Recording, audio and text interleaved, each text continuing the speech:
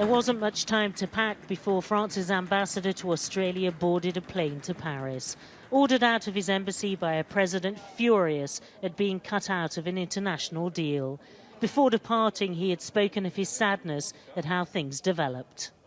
I would like to be able to run into a time machine and, to win it back and be in a situation where we don't end up in such an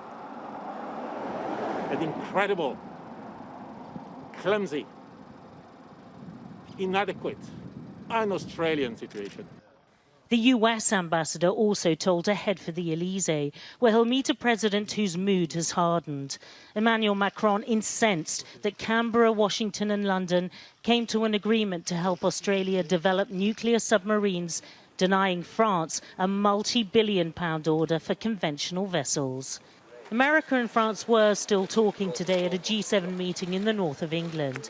But the president of the French National Assembly and a man close to Macron told Sky News trust has been damaged. I think this has somewhat tarnished the bonds of friendship that we have. Yes, it has made things more difficult in terms of trust and friendship. Language more restrained than that of the French foreign minister, who called the agreement a brutal decision, which reminded him of Donald Trump's tactics. And seasoned French diplomats say Macron's hardline move is justified. It's unprecedented, but it's a serious situation because we feel that we have betrayed. It has been done behind our backs.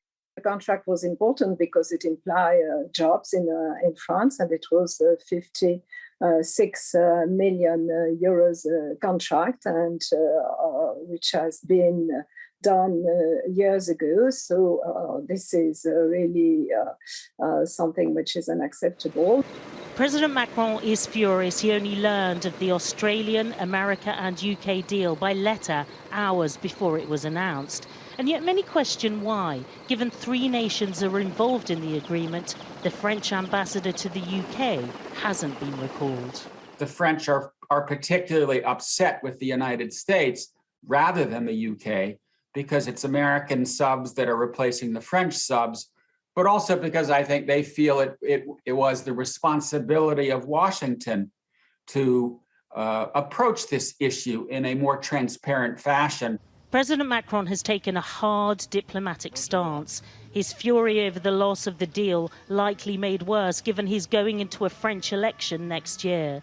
International relations are destined for a rocky period.